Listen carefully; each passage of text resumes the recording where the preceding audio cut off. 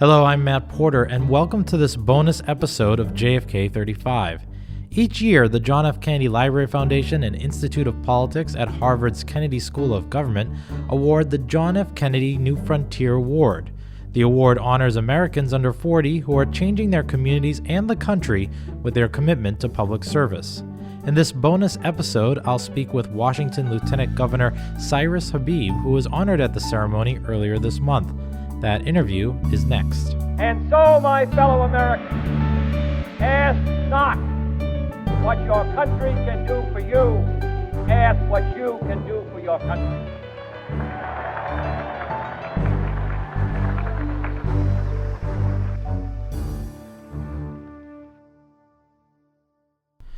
Washington Lieutenant Governor Cyrus Habib is no stranger to adversity. A son of immigrant parents from Iran and a three-time cancer survivor who has been fully blind since age 8, Lieutenant Governor Habib has championed important issues in Washington, including a paid sick leave bill for almost all of the state's workers and a Voting Rights Act bill to help prevent racially polarized voting systems. Lieutenant Governor Habib is receiving the John F. Kennedy New Frontier Award for his efforts and is with me now. Lieutenant Governor, what got you into politics to begin with?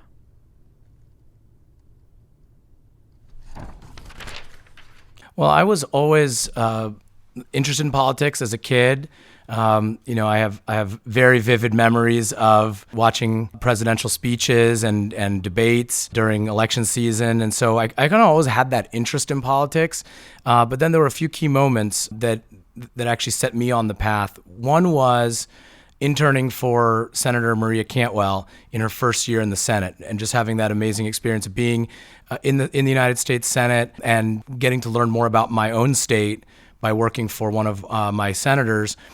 A few months later, while I was still in college at Columbia, I started an internship and then later a job working for then Senator Hillary Clinton in her Manhattan office. And my first day of work was September 14th, 2001. And so an internship that would have probably been pretty run-of-the-mill became extraordinary because we were doing everything we could that year to help those New Yorkers who had been displaced by 9/11 in lower Manhattan.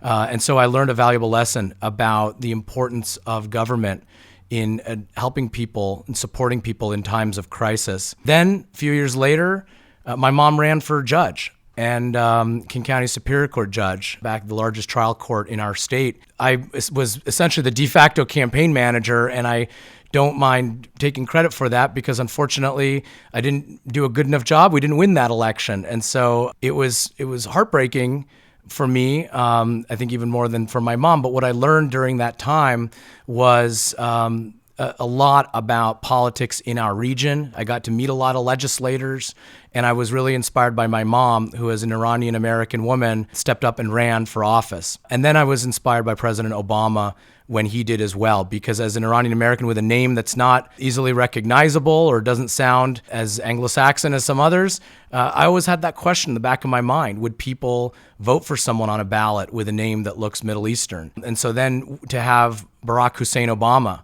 win the presidency was really inspirational and gave me a lot of confidence. So all of those things made a huge difference. But ultimately, it was the opportunity that came to me and the opportunity that I sensed that if I ran for office, I might be able to help others in the way that I'd been helped by public policy as a kid with a disability, as a person of color. And so that's the path that got me to run for the State House of Representatives in 2012, and then the State Senate in 2014, and then Lieutenant Governor. Right, and there, in your time, you've focused on championed a number of issues. In particular, I could talk about a guaranteed paid sick leave bill for most workers, and also you helped get through the Washington Voting Rights Act. Why were those two issues important to you?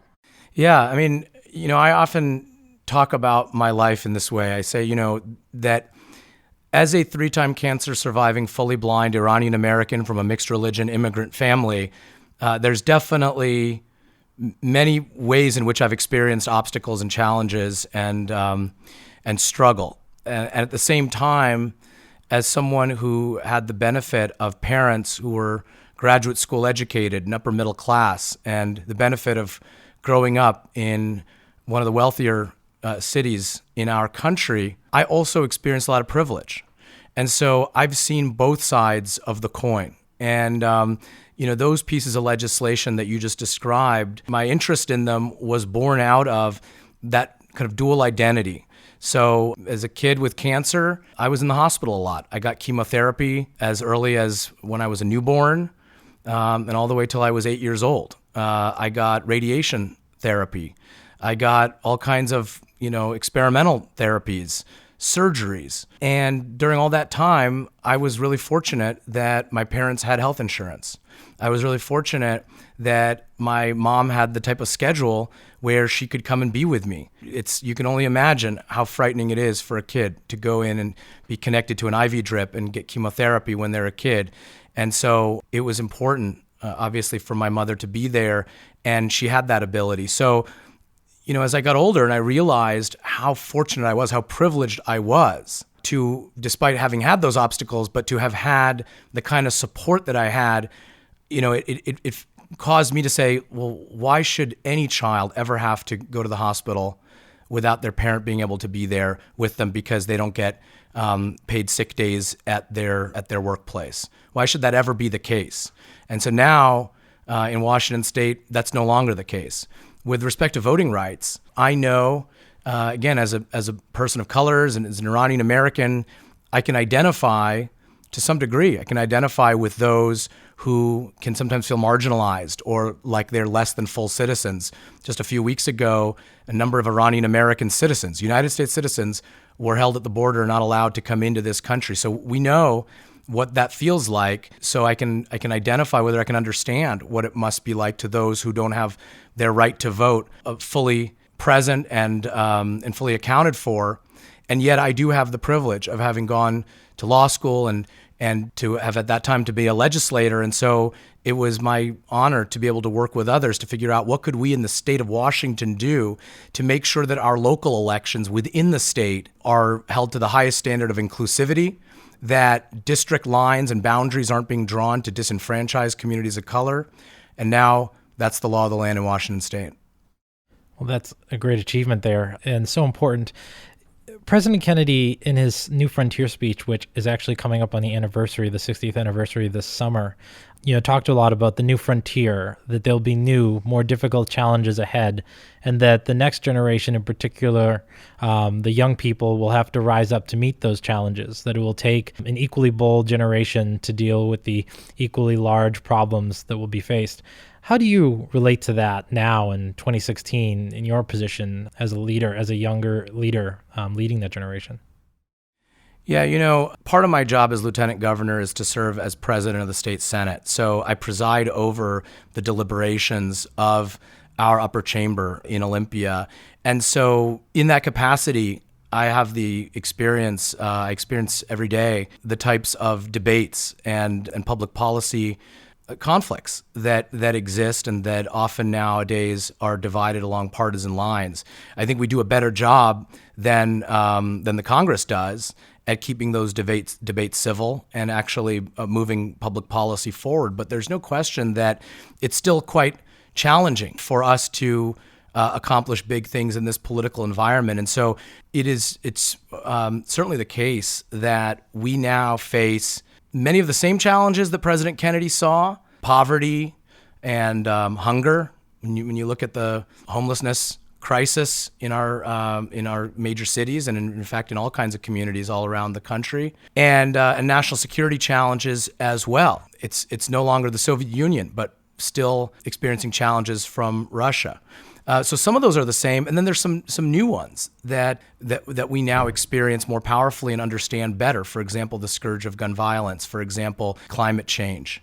And but while those challenges may be different in some instances, I think what's changed even more is that, to me, the greatest obstacle right now isn't apathy, because thankfully young people, and I by which I now mean actually people considerably younger than me, are not apathetic. They are engaged, and thank God for that. And we see that in the climate movement and in March for Our Lives and other movements. But the challenge is the sense sometimes that we can't work together to solve these problems. That essentially the most important thing is to call out the problem and to blame and to point fingers. And this is something that obviously my side of the political aisle does not have a monopoly on this problem. If anything, I would argue that we see this among Republicans even more powerfully. But irrespective of which one's to blame, the point is our politics have become dysfunctional because we would rather own the issue than together find the solution. And so I think that the new frontier for us is still as bold and exciting and full of promise as the new frontiers that President Kennedy identified and discussed, the challenges that he put before the American people. But what we have now is the real struggle to get to functionality, to get to civility, to get to mutual respect so that we can begin to solve these problems as a united country. What a great point. And it actually leads in nicely to my last question, which is there's a lot you can go outside and get doom and gloom and feel really sort of deflated by our politics because there's been so much negativity. But one of the things I like about being able to sit down here with you each year with a New Frontier Award honoree is that this award reminds us there are a lot of people working very hard for positive change in our communities and with a commitment to public service. So my question is, are you optimistic about the chances for change? You know, you talked a little bit about just now, but like, how do you feel going forward in our politics? You know, we're heading into a big election, you know, but in general, like I said, we're heading into another new frontier. What's your outlook looking forward, and what will it need to be to stay optimistic? I think that, you know, I'm optimistic about the passion that young people have and the commitment to social justice, the deep empathy, the concern for inclusiveness and for equity and for diversity, and you know, I think that and the respect for people of all backgrounds and the recognition that we live in an interconnected world. So all of that makes me optimistic.